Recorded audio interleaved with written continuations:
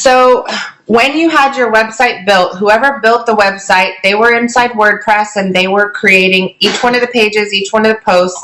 Technically, if you hired them to build the website, transfer content, and optimize your sales pages, which is a normal, you have initial optimization, which happens typically when you're building a site, and then you have ongoing search engine optimization, which is the growth and continuing to power and feed that SEO effort. So it's possible that the person who built the site did or did not add the meta titles, meta descriptions, and so forth. But it's also possible that they did do it, and I can't remember. I know we looked at the site. It's also possible that whoever you hired to do the conversion to HubSpot just didn't transfer that data. Because it's every page is like that. So here's your, this should be meta title, but this says meta author. This should be meta description. It should have a description. This is generated by HubSpot. This is your title and so forth. So, and everything in the whole site says Folks Heating and Cooling. This is not necessary. Your website is Folks Heating. Your homepage can have that in there, but I would not want every single title to use up. You've only got 70 characters here, which, see right here where it says boiler repair costs? This right here is what shows up here. So notice this guy said boiler repair costs. Average price to fix a boiler. They don't put home advisor in the title because you only have 70 characters to deal with here. Right. So if you randomly just put your company name over and over again, you're optimizing more for your company name than you are for the services people are looking for. So these guys, same here, Denver boiler repair. See, theirs went too long, so that's why they have ... They went for location, boiler repair company in New York City.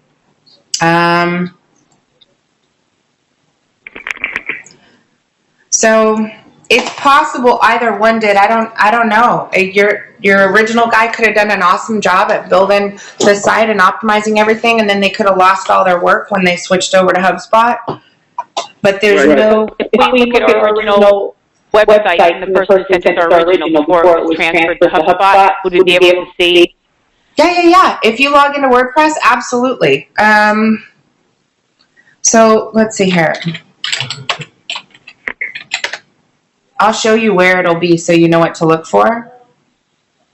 When you log in, say you're going to go to all pages. We just launched the site. There's no SEO. Well, you can tell the difference. So it looks like they started adding stuff. So here you'll see this is the plan. This is your SEO title, this is your description, and this is your focus key phrases. So if I go in and edit this particular page, and this is where you will see it, this is the key phrase you want to focus on. So for your boiler repair, you would type in, boiler repair. This key phrase you want to see in your title, you want to see in the description, you want to see in your permalink. And it's going to show you how many times it's used. So this is not in the article heading. It's going to warn you. It is in the page title. It's not in the URL. Now, if I change this to the word action plan, notice it says yes, yes, yes, but it's not in the content because it's just an embedded form on the page. So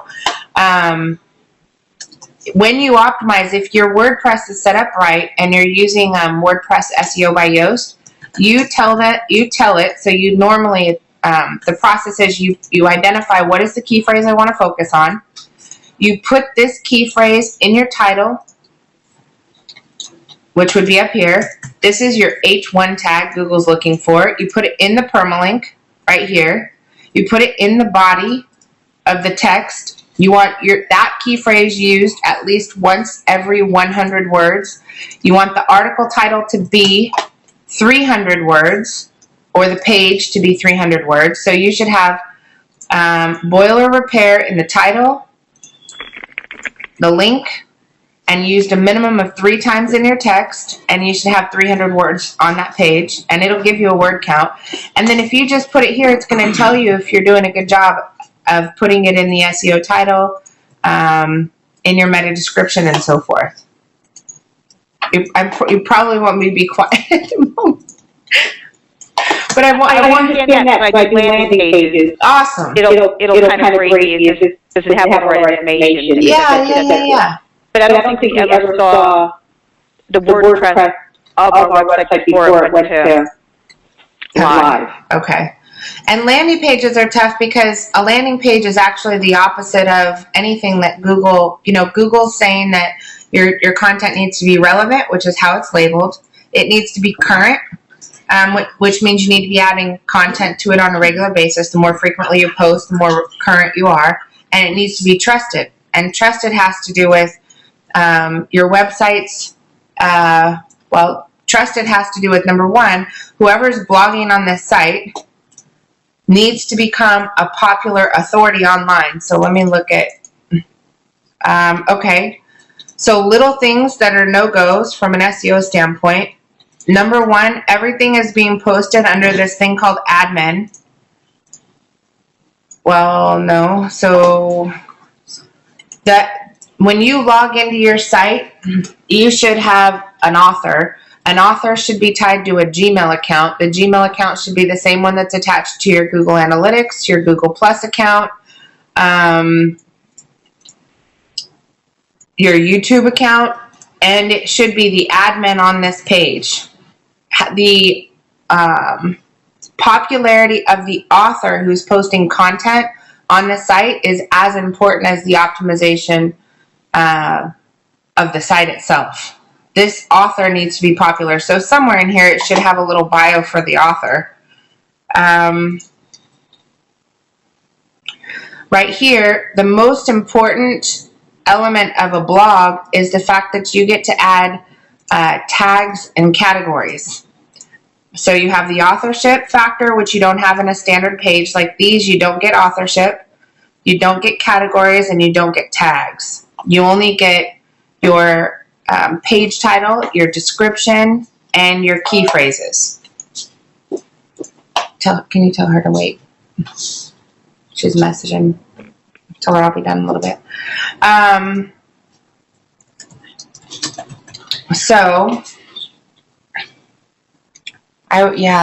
don't know what they're doing with the blogs. Let me go through. Let me just check a few more things. Well, the whole purpose of a blog is that you get to use tags and categories and authorship. So you have Dustin Folks. That's good. Let me go in here. So these are all the articles. The first thing I would do is log in here, select all. So go in here, go to your posts.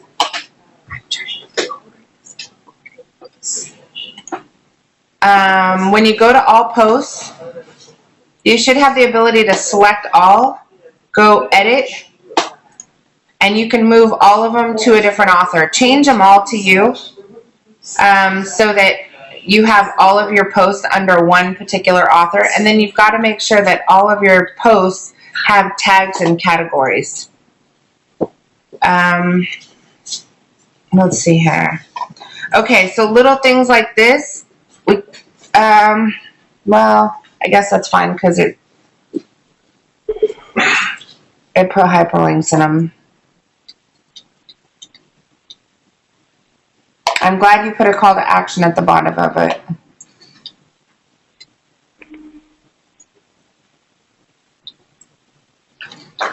Do you guys have your Google Analytics? Linda? No, I don't have them. You need to tell them to give you access, administer access to your Google Analytics, and then add me as an admin on it. And okay, I can go through your analytics and look at it.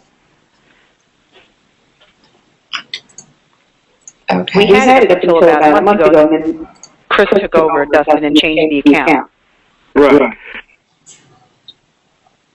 So I guess the guy who has it now is the guy who's doing our pay-per-click campaign that we just hired in February, March. Yeah, we're on our third month. We hired in February, so. Okay. And I don't know if I'm necessarily complaining about that guy because he's just too new to be even doing anything. He's really doing mostly pay-per-click, very little optimization. I don't even know what he's doing optimizing-wise, but I'm not paying him a lot of money to optimize anything, so I don't have much to complain about there. But he did write the last couple blogs. So, you know, a lot of this stuff is just completely Greek to me. The one thing, here's what I'm looking to do. I'm looking to just get a good marketing presence. I don't have a major budget, especially January, February, March, which we already passed. We have a very limited budget that time of the year. It's a slow time of the year for us. And the other thing is I don't want to just keep popping around to this person or that person. I want to know whatever I'm doing is getting done right. If what I'm getting done is getting done right, great. If it's not, then, you know, that's what I'm trying to find out. And it seems like there's a lot of, you know, it seems like a lot of stuff that you're not totally fond of that's going on here. Is that the gist I'm getting, or no? Well, it's just, I think because there's so many hands in the pot, there's just a total lack of coordination between everything. HubSpot is a conversion marketing platform. It's conversion. So that means you've got a good amount of content coming to the site. You're leveraging it for conversion marketing and so forth, which the predecessor to that is we've got a good content strategy. We've got a great SEO strategy. We have a very well built website with all the right things in place. We've got a complete, like, whoever did the website they didn't modify all the permalinks on the site to make sure that they kept them intact. So when you revamp this website, every ounce of work you've done on your website for the last however many years, they lost. And not only that, all this content is in your social media account, so every link on the whole freaking social media thing is broke. I hate that this happened. This is every single. This is just to me. This is a lack of care and concern. I mean, literally, you'd have to go through your entire Facebook account and delete everything because there's no 301 redirects. They didn't keep any of the link structures intact. If you were paying for SEO services a year ago or 2 years ago, all of that's gone because every backlink to your pages, if none of these pages are accurate, and they're all serving up 404 errors. Now Google is saying you have hundreds of links on the internet with 404 errors, which is going to impact your overall efforts from an SEO standpoint. Don't know. When it got changed, was that in the? That's what I'm trying to figure out. I don't know if it happened from him or if it happened. I don't know if it happened in your original website build or if it happened in your in the conversion to HubSpot. I feel like when we got on the phone and you were having your website rebuilt, that we got on here and I looked at your pages. I feel like I told you they were headed the right direction. Okay. When they were doing the website, we said 1 page per service. We told you to break it down into air conditioning, and then we said break it down into air conditioning maintenance, air conditioning installation, air conditioning repair, air conditioning service. So I don't know what happened with that, but those are the primary things people are searching for. Somebody's not going to go to Google and type in residential cooling. I would be shocked if they did that. They're going to say my air conditioner's broke, or I need air conditioner repair, or air conditioning service, or air conditioning maintenance, or I want to replace my air conditioner. But I don't think they're going to say something as technical as residential cooling. Okay. Central AC maintenance. So, I mean, that's okay. Yeah, I definitely agree with you that a coordinated effort with all parties talking, it's kind of like on my team. I have my SEO guys, my social media guys, my web design guys, my content writers, our mobile app team, our video production team. We're constantly playing referee. Like, my job is to make sure all of them are coordinated in their efforts. Because they laugh at me because I'll say one of these kids is doing their own thing, because everybody feels like their piece is more important than the other ones. And it's our job to make sure it's coordinated.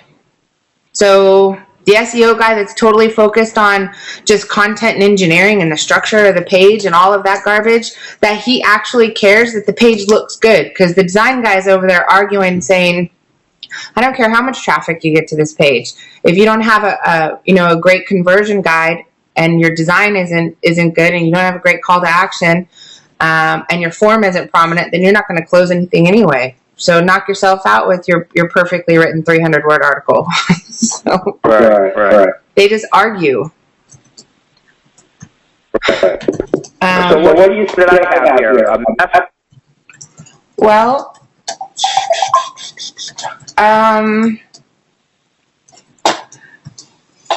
I would like to see your analytics before I make any guesstimates, because I don't want to guess. I'd love to see your analytics. If you could get me a login and password to the back of your site, just temporarily for a couple days, and just let me go poke around and see what your options are and what's being used, not being used, maybe what's being misappropriated as far as content in the wrong sections.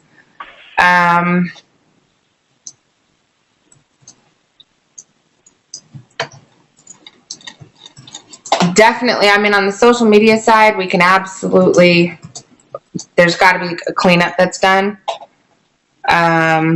Every post on here that's got broken links needs to be removed. If somebody does happen to come through social media, we can't have them going to broken pages. There probably needs to be a quick sweep on Google to find out as many pages that are being counted as broken links, and come up with some kind of a fix-it system for all these things.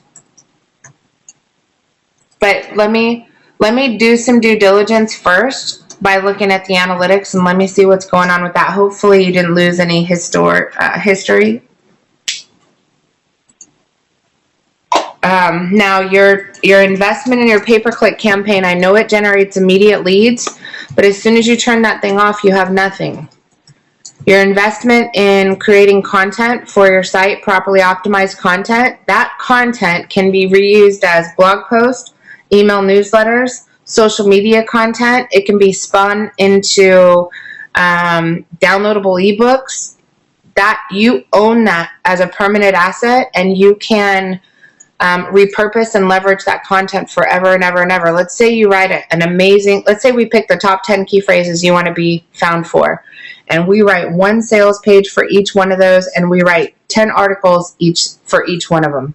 The how-to, what to avoid, top 10, what to look for, what questions to ask, those kind of articles regarding each service. You now have an entire year's worth of marketing content that can be repurposed into your social sites, your blog, optimized, and everything else. So there's only two permanent things you can do in marketing, and that's video and content. Everything else is temporary. And you'd be able to tell what we have on our analytics. Yeah. That'll help me. Definitely. Okay.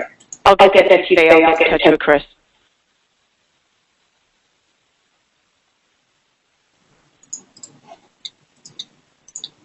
That would be awesome. Let me give you, Linda, my email address that you'll want to attach it to is jbagley411@gmail.com.